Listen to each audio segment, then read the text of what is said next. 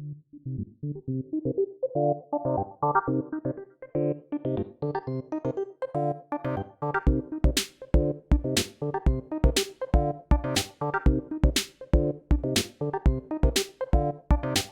everybody, welcome back to the Combat Chain. I am your host, Patrick Shaw. With me, as always, my co-host, Adam. Adam, how are we doing today?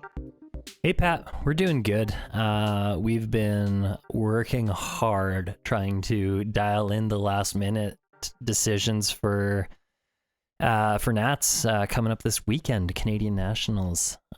Super exciting. Right. Yeah, we've got the deck locked in, we've got heroes locked in, decks locked in. Been working hard these past couple days with Felix Chung and Nathan Fortin. A couple others have been providing a little bit of help here and there, but those two have been the main guys I've been working with, and we're just making sure we know what's going on, making sure everything feels good. Yeah, it's exciting. And do you feel good? I think so. I mean, the one, I don't know. Oh, I hate being in this position. What do I say? It's all right. It's all right. It's all right. You can feel good, but there's some things you're going to dodge. That's the meta right now, though, right? It doesn't seem like there's 100% something that's 90-10 into the field. Everyone's gonna pick their deck, it seems like, and you're gonna have a bad matchup somewhere down the line, so it seems. But even I feel good about the bad matchups, so that's good. It's good. It's where you want to be, right? You get in the groove, ready to go.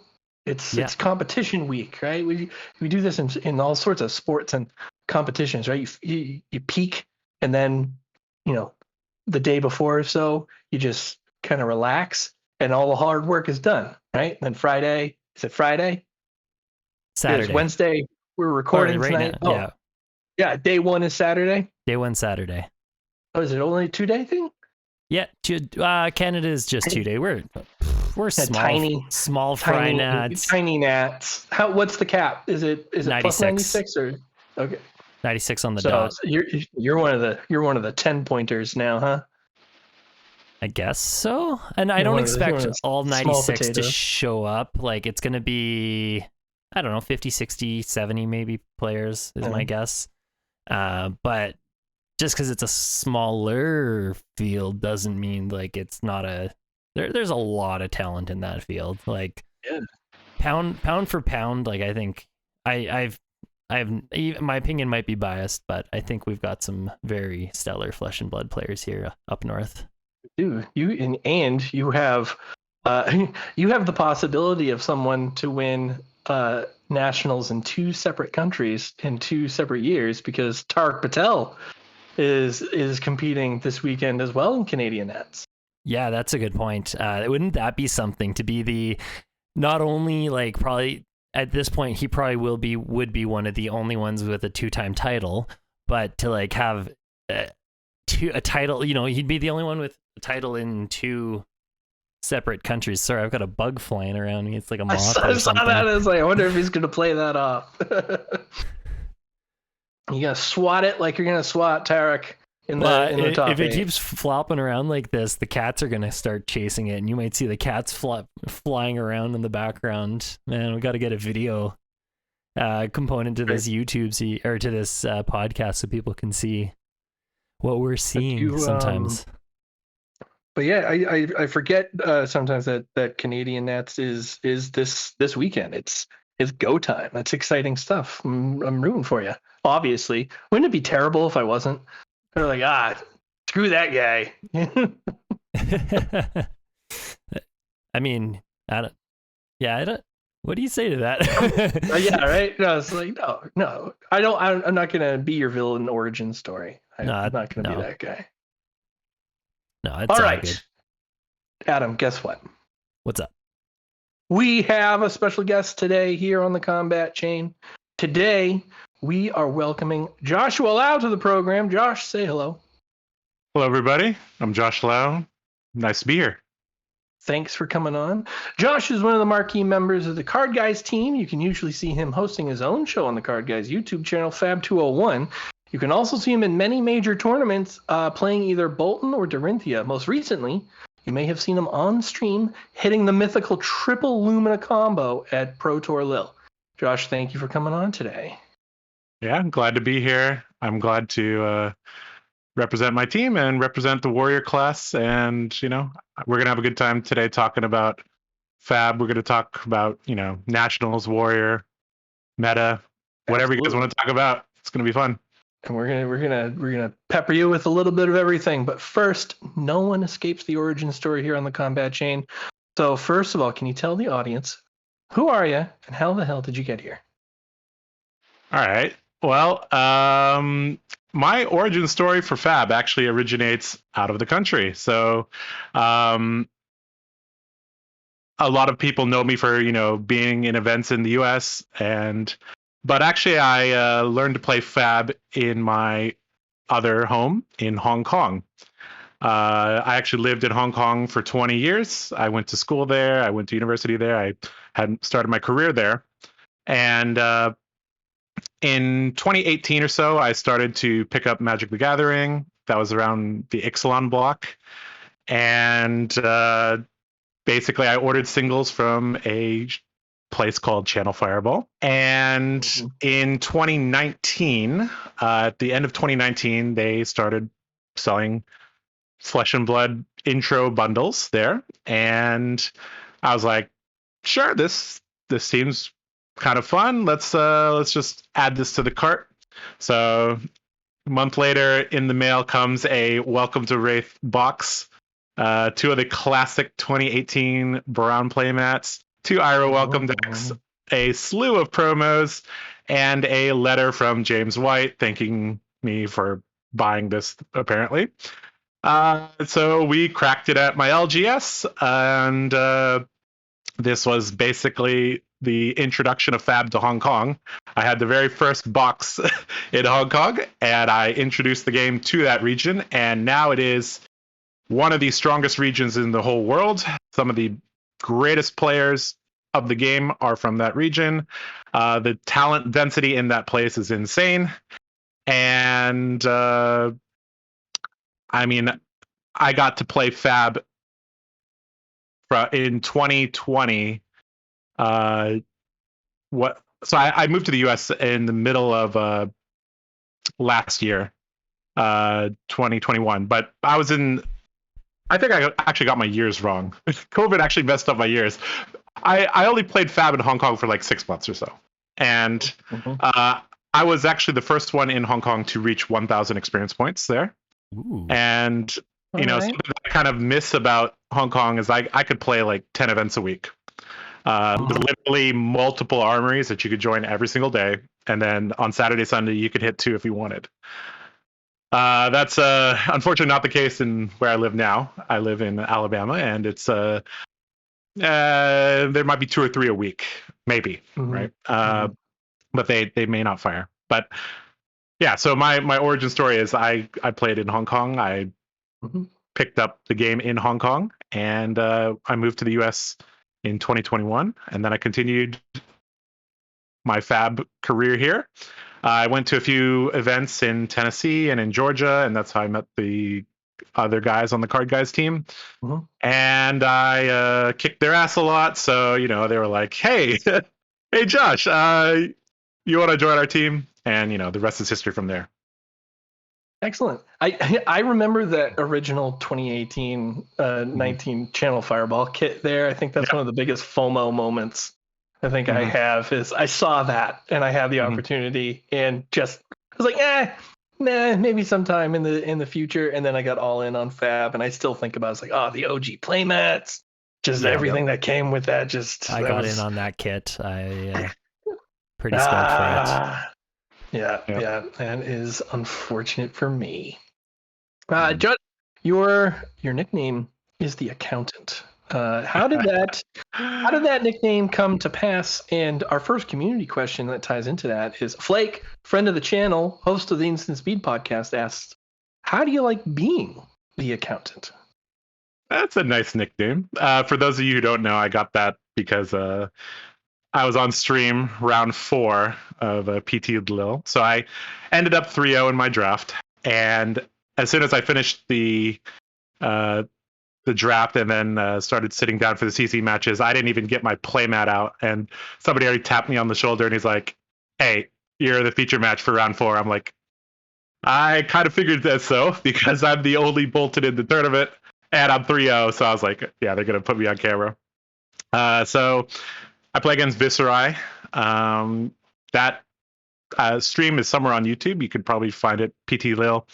And I pull off the highest of high rolls, the most damaging combo that Volton could possibly do.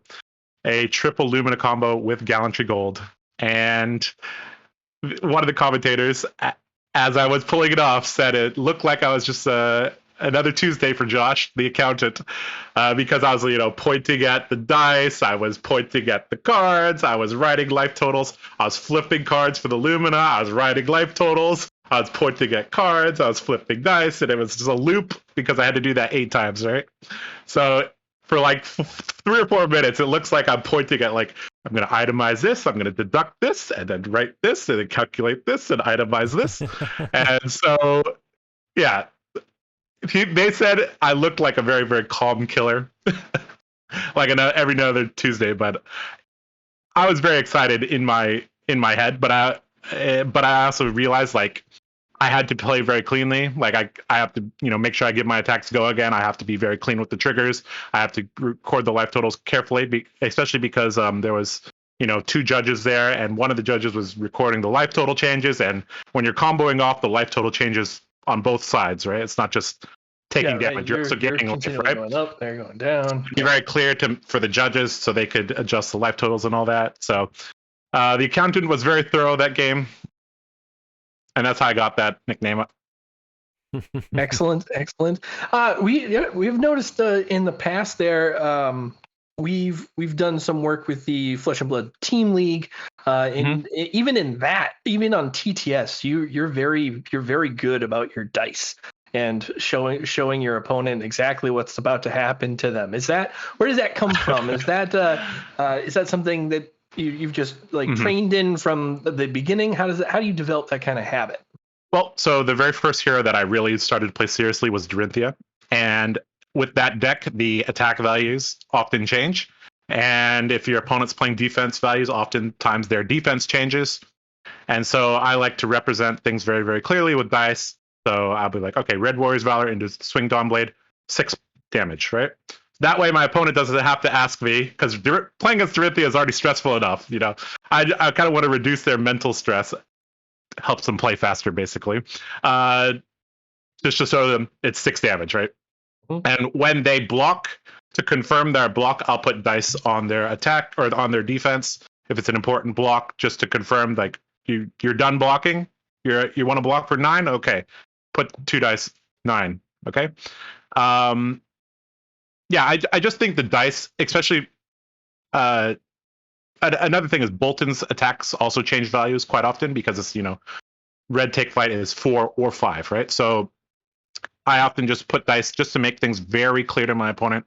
Yeah, I just want to make things as clear as possible, keep the game going, and those giant dice on stream, those were really, really nice to use. I really, really like the Pro Tour Lille dice. Those things felt amazing, and apparently I heard that the content creators may be getting that in the future, so that'd be really, really cool to have.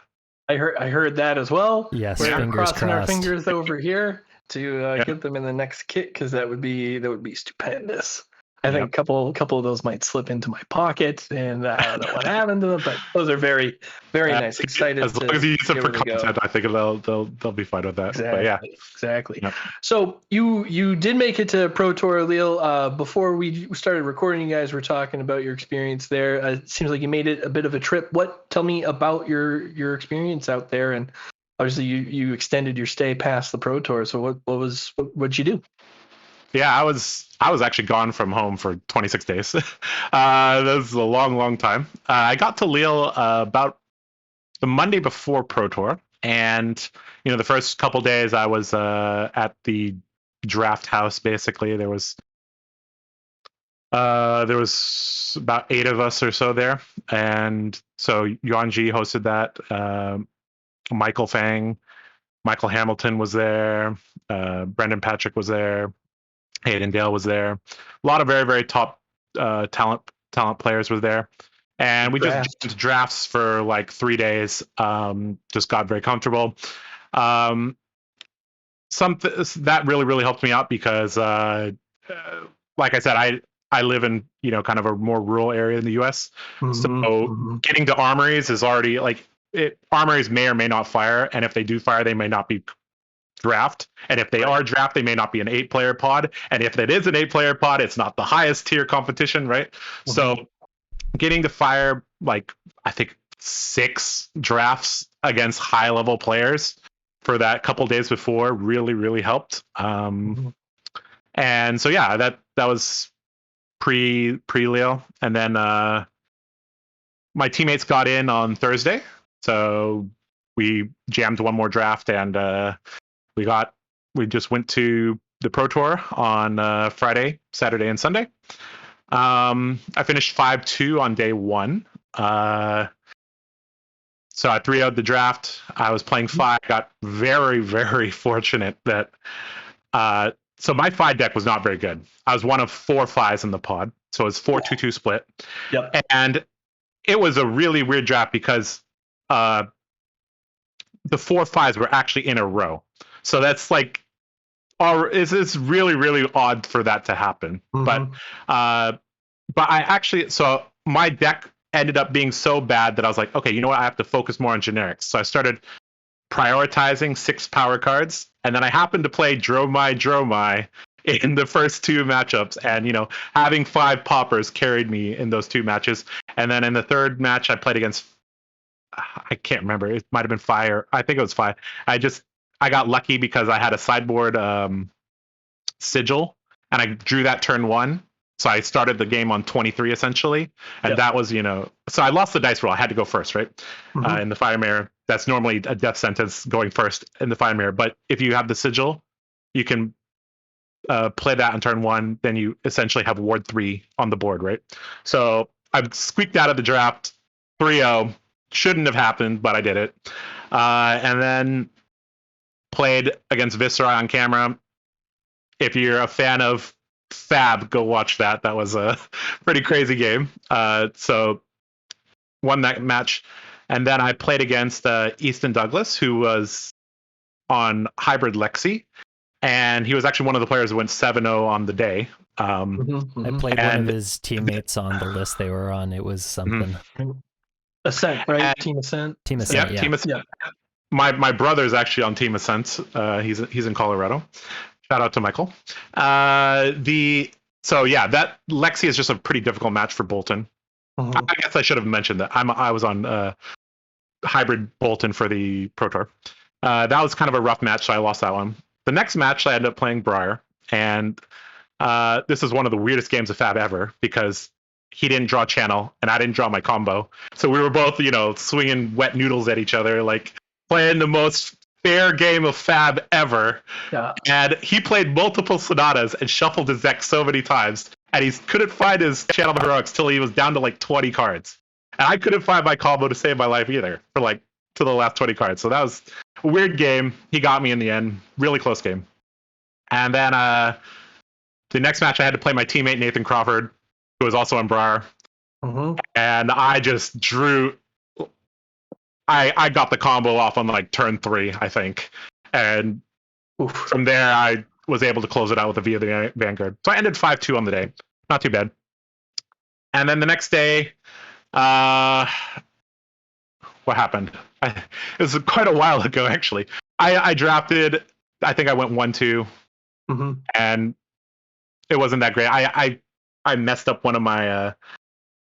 I played a Scar for Scar, and then I swung Ember Blade, and I forgot that Scar for Scar is not Draconic, and Ember Blade requires Draconic, right? So that was a big mistake. I lost one of the games because of that. I deserve to lose that. And then I played 4 more CC games. I played against Prism a couple times. That didn't go very well. That's one of the tougher matchups for Bolton. Mm-hmm. I played against Matt Rogers on Dash, and I got him there. Like I got a double Lumina into a triple Lumina combo off on him, and after the game, he was like, "I've only played against Bolton once before you." And I was like, "Oh, how'd that go?" He's like, "Oh, that was back in the Starvo meta, and I just blizzard his combo, and he didn't even get the combo off." So I was actually the first one to combo Matt Rogers, I guess. Hey, claim to fame. So, yeah, claim to fame. And then I played against a really, really tanky Oldhim, like the most defensive Oldhim I've ever seen in my life, and I was barely able to squeak that one out. That one really, really required every ounce of all of my Bolton knowledge to take that one.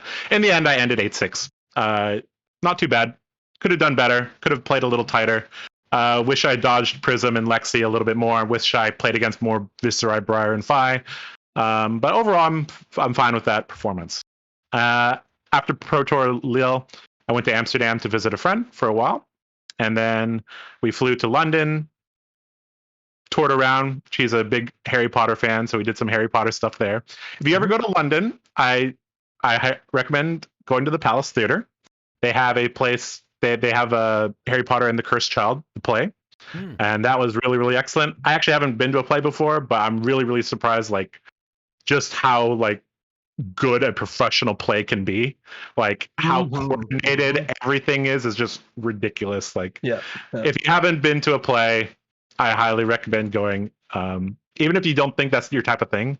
Like I'm pretty much a kind of like a traditional nerd, and so like arts and theater and all that. You may not think that's up your alley, but just give it a try. You may like it. Flew back to Amsterdam, spent a few more days there. Flew back to the US. Got to play an Armory yesterday in Atlanta. Went 4-0 there with Bolton. I got triple Lumina off 2 times on my teammates. So, but yeah, that was and then I drove back in the morning. So a little bit of a long trip, but as they say, play the game, see the world. So I definitely did that the last couple of weeks. Yeah. Excellent. So how many Boltons were at Lille? Was it just you? It was just me. So I often joke about how I make LSS's graphic designer work harder because they have to add in Bolton to day 2 stats or whatever. Like in Indianapolis, they had to add an extra line and like Bolton. Yeah, just a little sliver line there. This is an extra line. Yep. So yeah, I was the only Bolton in the Pro Tour. There were 3 or 4 in the calling, and they actually went up to me between the calling rounds to talk to me, and tell me about how the games were going. So that was cool. I got to meet some other Bolton players there. Awesome. Now Bolton Dorinthia are obviously your jam. You're known as the warrior guy. Tell me about warriors. What draws you to the warrior class initially? And I'll tie in our next community question from Sebastiano Cavallo, someone you may know. I know well. He asks, what keeps you so loyal to your main class rather than jumping ship to a deck or class with more perceived strength? This is a really, really good question. And it's a question I actually didn't really think about until I saw his question on Twitter. So I actually, gave it some thought on my drive back yesterday.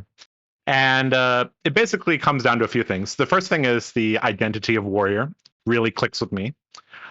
So one of the things I like to talk about is the identity of warrior. A lot of people misunderstand the identity of warrior. They think, oh, warrior is all about their weapons. Warrior is all about attack reactions, and but that's actually not the case. The common thread between the 3 warriors in the game, between Dorinthia, Bolton, and Kasai, is that they all put their opponents into difficult situations.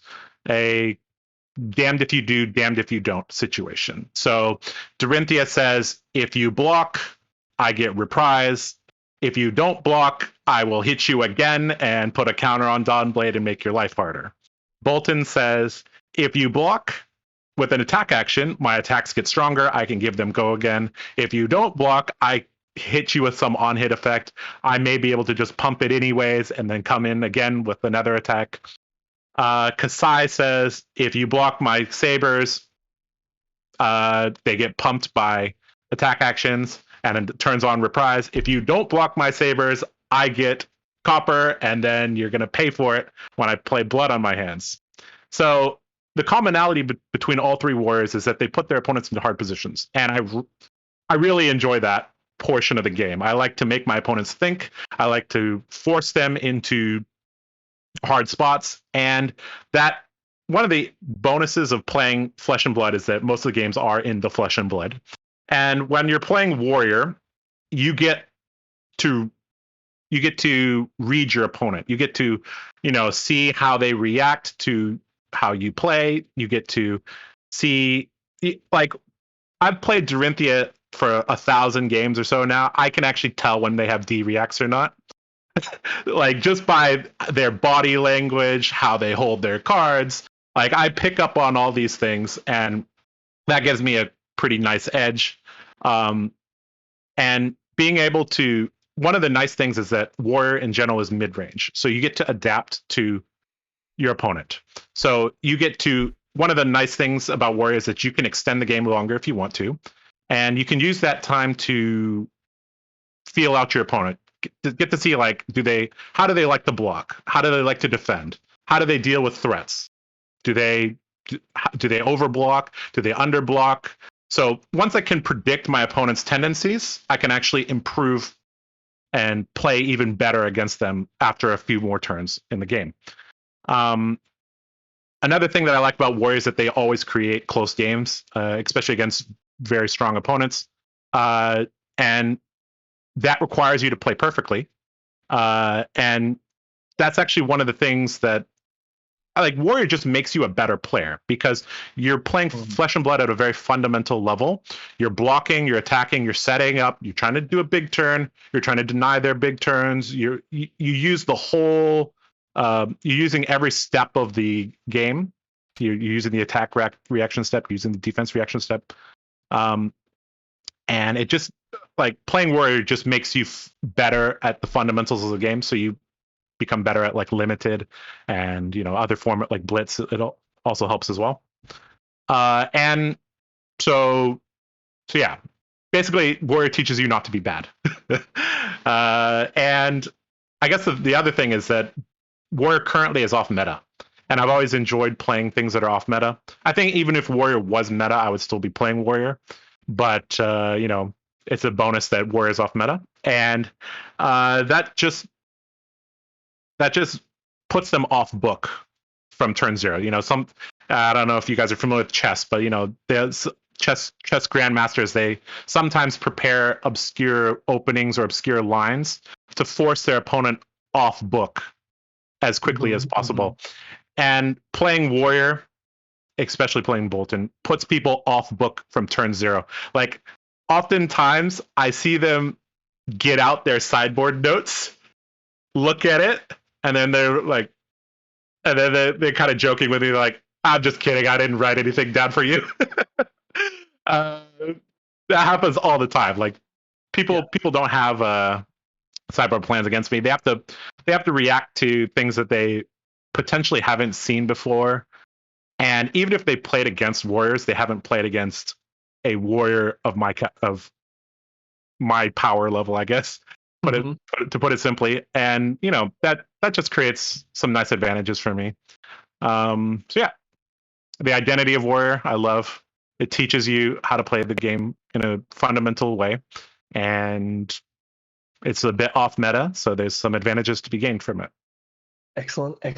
The narrative was that when Prism came out or became living legend, Dorinthia would finally have her time to shine in the modern constructed scene, today's constructed meta.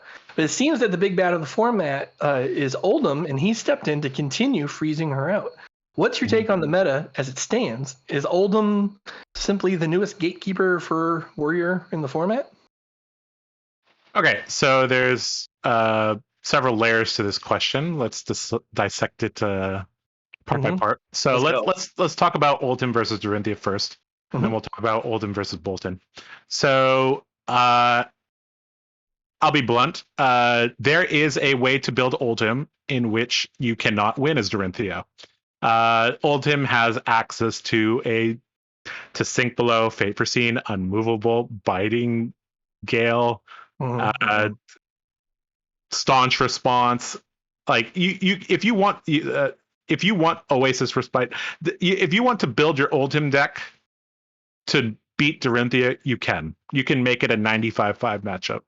However, that means you sacrifice some of your other matchups, right? So if you look at the Oldhim builds right now, some of them are running 6D reacts only. They're running the red Staunch and the blue Staunch. If I play against an Oldhim with 6D reacts, I'm going to beat them. However, as soon as you get into the 9 or 12 D react section, that makes the game much, much more complicated, because as Dorinthia, you have a limited amount of threats, you have a limited amount of pumps, and you have to draw them together with a blue to have a decent turn. And you can only do that a certain amount of times per game. And if Oldhim can present enough defense reactions, or pseudo defense reactions like Oasis Respite, Steadfast, you're just not going to break through. So if super defensive Oldhim becomes a thing or becomes meta, Dorinthia basically gets gate kept by that. However, the current iterations of Oldhim generally are running 6 or 9 D reacts, and I think that's actually an acceptable level for Dorinthia.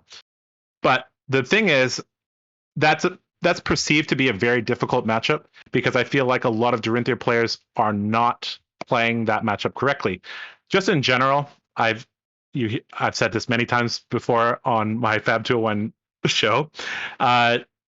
Dorinthia is not an aggro deck. Dorinthia is a mid-range deck, and a lot of people play her as, all right, no blocks, present 4 cards. No blocks, present 4 cards. That's not how you beat Oldhim. You gotta have a plan from turn 0 on how to beat him, and that generally involves setting up turns where no matter what he does, you can get through. So that by get through, I mean going over with something big like Overpower, or going around with something like Twinning Blade. Setting up those type of turns is very, very important. You need to set it up several times to beat Oldhim, but if you can do that, I think you'll be fine. It's not a favorable matchup. I think even if the Guardian is playing 6, let's say they're playing 9D reacts and they're equal skill level with me, I think they'll win probably 55% of the time. But they also have to know how to play against Dorinthia. Dorinthia has actually not been in the meta for so long that even very skilled Oldhim players do not have a lot of reps against Dorinthia. And if you don't have reps against Dorinthia, she's going to punish you really hard. If you don't know what she's capable of, you're going to have a very, very hard time. Something that's very funny is that my practice games against my practice partners are actually harder than my Pro Tour games, because my practice partners have experience against me, against Dorinthia, against Boltyn. They've seen what the possibilities are and they can adapt to that. Whereas a lot of the people in the Pro Tour, they have never played against, or they played against it a few times, right? So, so yeah, I think Dorinthia is in a fine spot as long as Super Turtle Oldhim is not a thing. But you do have to warp your deck build a little bit, and that's actually a video that I'm going to be making later tonight. So I just got back home, so I told people on Twitter that I was going to make a Dorinthia deck building video, and so I'm going to record that after this. But so the nice thing is that the way to build your Dorinthia deck against Oldhim, to be good against Oldhim, is actually the same way to make it good against Icelander. Make it back pump. So there's 2 types of Dorinthia styles. Front pump means playing cards pre-combat before you swing your Dawnblade. Back pump means you're just going with your Dawnblade and then waiting to see what they're going to do. So back pump is really good against Oldhim because he if he doesn't have a D react, he has to overblock. And if he overblocks, you can Twinning Blade and mess him up.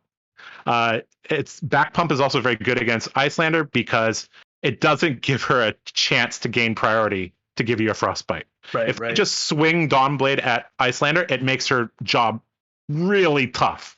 It makes her life really hard, because if she doesn't do anything, she says no blocks, and I just pour damage into her. She takes like 12 from my attack reacts. Yeah.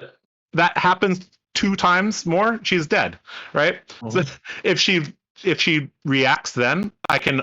One of the nice things about War is that you can react to the reactions of the wizard, right? So that basically playing back pump helps you against both decks. So the build that I'll probably be building later tonight will be a back pump focused deck.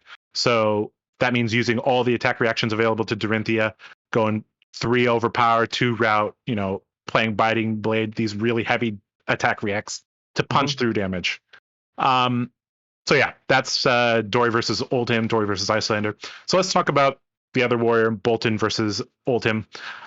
This is a matchup that requires very, very perfect piloting, and I think that's actually one of the hardest things about playing Boltyn is you have to understand 16 different matchups.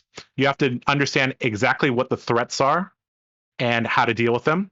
And you have to understand how. So there's 3 stages of a Boltyn game. There's assuming you're playing the combo deck. There's pre-combo, so how to assemble the combo without dying. Comboing, so how to execute the combo for maximum damage and to make sure the combo doesn't fizzle. And then post-combo, so that means how, if they're not dead, how do you make sure that you close the game out, right? Yep. So you have to understand 16 different matchups. You have to understand 3 different phases of the game. So there's actually 48 different things you need to know as Boltyn. And that's what makes that deck so difficult to pilot. This already sounds terrible for me. I can't do that.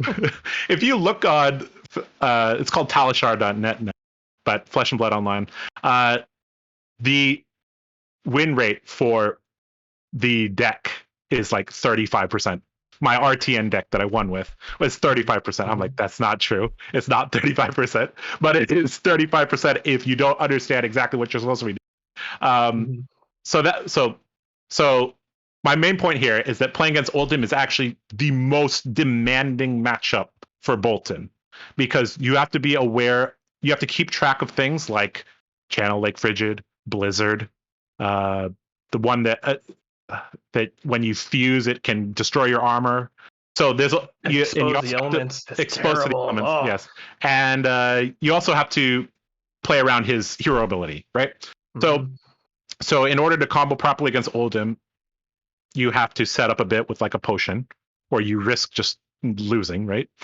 And it's also impossible to triple Lumina a Oldhim if they're good. So basically, it's very, very difficult to play that matchup. If you make one mistake, you can actually just lose the game. But I think if in the current iteration of the deck, I think it's actually fine against Oldhim. The main issue is Icelander. Icelander is actually the reason why you have to play a hybrid build of Boltyn now, because if you play combo and they play hypothermia, you just lose. Yeah. I played a couple games against Philip. He's an Australian, got top 8 at Australian Nats, and he plays a very, very, very strong Icelander. And I played a couple games as Boltyn against him, not even remotely close. So basically, in that matchup, you have to run Raiden, and you have to run an increased blue count, and even then, it's still not very good for you. But it is things are a little bit better now because you have extra sideboard slots because Prism left, so you can switch some of those sideboard slots over. But in general, Boltyn doesn't have a lot of resources to work with, so playing things like AB3 is even a little tricky. So currently, I think both warriors are actually in a fine spot. The only issue is that the barrier to entry of playing warrior is even higher than ever now, because you don't have easy matchups anymore. I mean, you never really had easy matchups, but the matchups you're more likely to run into now are actually the most tricky and most mechanically demanding matchups. Oldhim is a deck, and Guardian in general is a deck that punishes mediocre players really, really badly. Because if you don't have a plan from turn 0, they're just going to block 3, hammer you, and a lot of people don't know how to deal with that. They try to play a attrition game, or they come into the game without a plan. If you don't have a plan against Guardian, you're going to lose. And if you don't execute your strategy properly, you're going to lose against Guardian. And so in that way, Guardian forces people to be better, which I do like. Warrior teaches you to be a better player, and Guardian teaches you how to be better from facing it. Yep. So if you just play as Warrior against Guardian, you become a pretty good player. I actually think probably my favorite matchup outside the Dory mirror is actually Dory versus Bravo, because that is the most those two heroes were designed in the same set. They fought each other multiple times in the WTR, ARC, CRU meta, and that is actually the most classic, in my opinion, the most classic matchup in the game, and the one that embodies what Flesh and Blood is Dorinthia versus Bravo. And some of the most memorable games I've had have been Dorinthia versus Bravo. It's very demanding matchup on both sides, very fluid matchup on both sides. I really, really enjoy that matchup in general. And, the better player will come out on top in that matchup in general. I feel that way with Katsu versus Bravo. I think that for me is like that, right? The purest form of Fab that I can play is that kind of matchup. Adam, what's yours? What's your purest iteration of Flesh and Blood match? Come on, Pat, you know the answer to this. It's Kano versus anybody else without AD. No. The purest form. The purest. That's welcome deck, my friend. Oh, you know what? That's true. I should have known that from you. Yes. Welcome deck mirror is that's about as pure as you can get right there. That is fair there. Flesh and Blood right there. That is the most Miss Blossom, lunging press into whirling Miss Blossom. The dream is open with the biting gale, with a pounding gale, then into the whirling Miss Blossom. Then you have the lunging press. You draw 2, then you can draw into the second whirling Miss Blossom. Hopefully, you hit the second lunging press. This is what we've done. Yep. The Typhoon is starting to come down the abyss. He does love himself some welcome deck. So you had just mentioned that the most popular matchups are some of Dorinthia's hardest here. Let's talk about Classic Constructed as it stands right now. Help us break it down. It seems like it's pretty solidly the top 3 decks seem to be Oldhim, Dramai, and Icelander, with Oldhim being kind of the big bad of that. There are a few aggressive decks we've seen trying to break through, but give us the scene in Classic Constructed as you see it coming in for Nats. We got Canadian Nats coming up this weekend. We got U.S. Nats the weekend after that. From your perspective, you don't have to give me all 16 heroes, but where do you think the top is right now? Yep. Okay, so I've been traveling quite a bit. I haven't been playing very much, but I have been paying attention to articles on Fab TCG. I've been talking with my teammates. I've been talking with my practice partners. So basically, you kind of hit the nail on the head there. Basically, there are a few really strong decks at the moment: Oldhim, Dramai, and Icelander.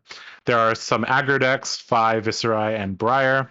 And Dash is also in the running for a tier 1.5, tier 1 deck. And you've also been seeing a few Dorinthias, a few Bravos here and there. So basically, your deck at the moment needs to be able to deal with. So even though the aggro decks may not be tier 1 at the moment, a lot of people just enjoy playing aggro. So if you go to a major tournament, I don't think you're going to see less than 30% aggro, just in general. especially the Runeblade players. They're pretty faithful to their class. Mhm. So I think 5 Viserai and Briar together are at least 30% of the meta, maybe 35, maybe 40. So your deck needs to be able to answer that in some way. Either you can race them, or you can disrupt them enough. So that's one of the things your deck has to be able to do.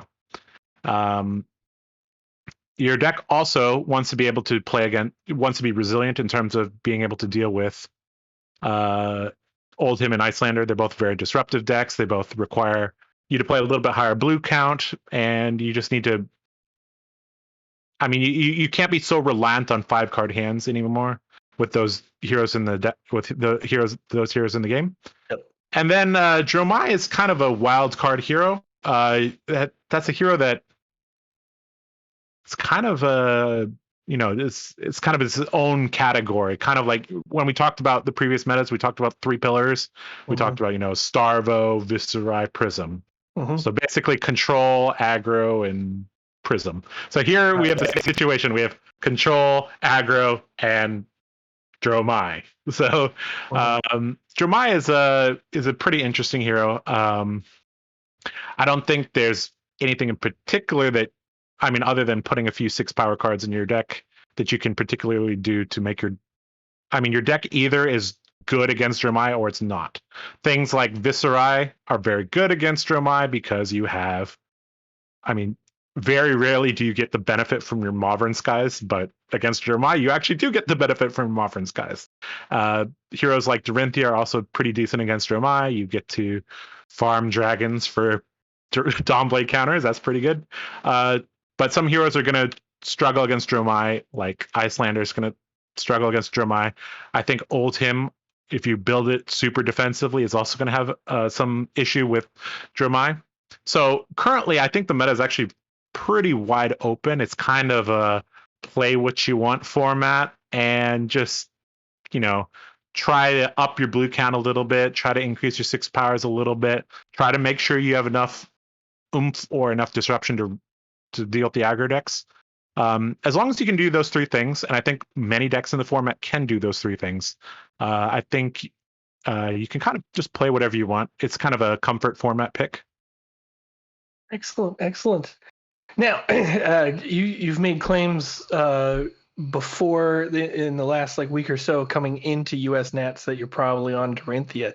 Is that safe to say going in today that you still feel good about being Dorinthia? The pick here is how much Icelander shows up, basically. Yep. How much Icelander and Oldhim show up. Those basically, that kind of dictates what I'm going to play. I do really miss Dorinthia because I didn't get to play her for a year because of Prism. But I did get to play her quite a bit in Blitz. So I, still got my Dorinthia fix there. But it's been a while since I've played her in CC in a high level event. But I think now could be a decent time for her. So basically, if there's more Icelanders than I feel comfortable with, I'm going to play Dorinthia. If there are less Icelanders, I will and more aggro decks, I will probably take Bolton. Bolton actually has very, very stable matchups and favorable matchups against all 3 of the aggro decks. Briar and Viserai. So once they lost Scalata, Viserai just isn't fast enough. And Briar, even if they have Channel Mount Heroic, even then they have to high roll you to be able to deal with you, because Briar's defense is worse than Viserai's defense. So it is. You execute the combo, you basically just win against them. And Phi is actually one of the easiest decks for Bolton to play against. Their deck actually can't block you at all. They're all attack actions that block for 2. Yep. So basically they block for 0 against. And you just gain so much health when you combo that, that's a very good point. especially with the halo of illumination, which basically allows you to never have to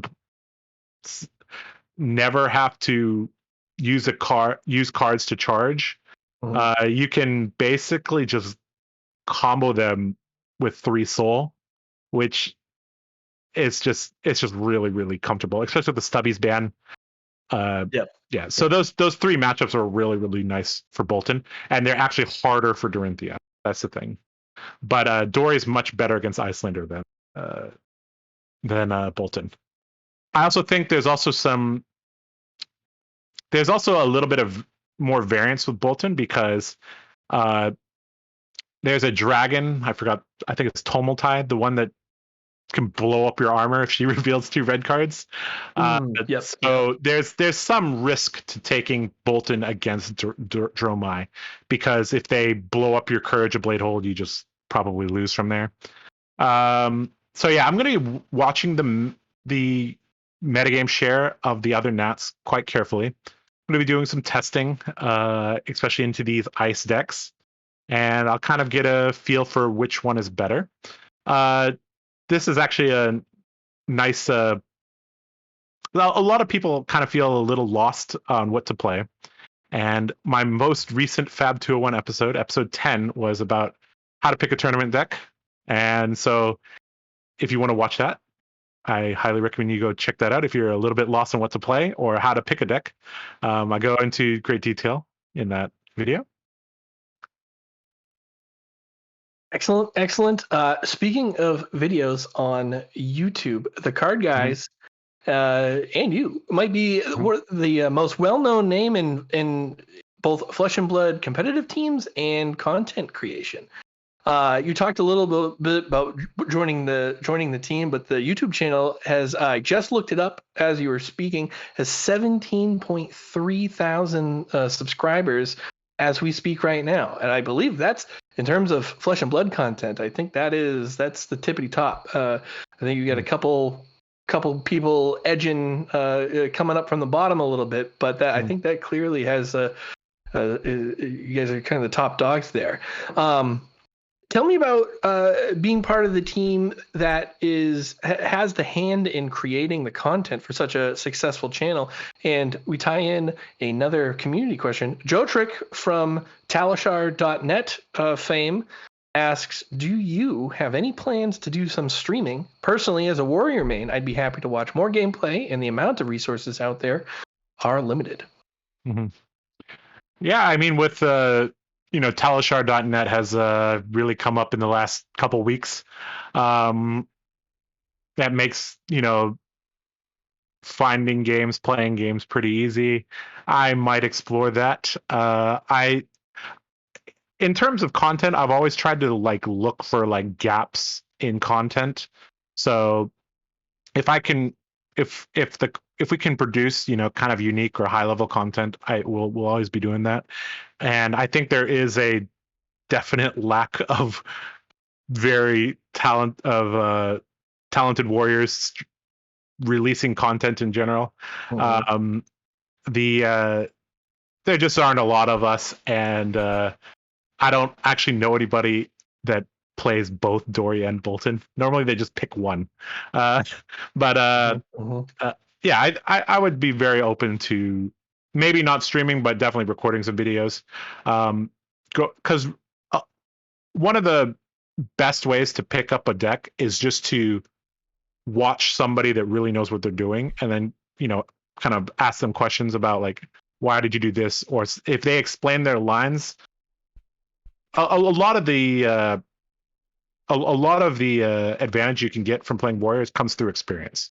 So once you get into a weird position once, that is programmed into your brain, and now you're okay, when that situation comes up again, I'm not going to be surprised. I'm not going to be caught off guard. I'm going to know what to do. And that's just something that can be accelerated or learned through osmosis by watching somebody else. Yeah. So definitely would be open to streaming or making some more content for there. Excellent. Mm-hmm. So what is on the horizon here for you and the team? What does the rest of 2022 look like, and going into 2023? All right. Well, the whole team will be going to US Nats in Charlotte in 2 or so weeks. Most of the team lives in Georgia, so it's just 3 hours for them. Mhm. Nathan and I live in Alabama. That's like 6-7 hours for us. But yeah, we'll be at US Nats. If you guys are in US Nats, come up and say hi to the Card Guyz. We're all friendly, nice people. We'd love to chit chat with you guys. So yeah, that we're gonna be playing US Nats, and we might be hitting some Battle Hardens. My brother lives in Denver, right? So the store that's actually hosting the Battle Harden in Denver is literally 5 minutes from his house. So I might go visit my brother. And then a little bit after that will be Worlds. I'm very, very excited for Worlds. Like I mentioned before, I come from Hong Kong. I have a lot of friends in Hong Kong that play Fab. It'll be very nice to see the whole Blue Pitch team there, and Kelvin Law will be there, Bun will be there, and yeah, it'll be it'll be great to hang out with my old friends from there. Going into 2023, we'll just try to hit up as many callings as we can. If there's a Pro Tour in Asia, my guess is that it'll probably be in either Taipei, Hong Kong, or Singapore, possibly Bangkok. Yeah, if there's a Pro Tour in Asia, I'll probably go, because I first of all, I haven't been back to Hong Kong for since I left. So it'd be nice to go back to Hong Kong, and Taipei, Bangkok, Singapore, they're all in the same region, so I can make a little bit of a trip out of that. But yeah, just we plan on just hitting up as many events as we can. We plan on joining the next season of the Team League, so that should be interesting. We're still in Division 1, so we're gonna be keeping that going. Yeah.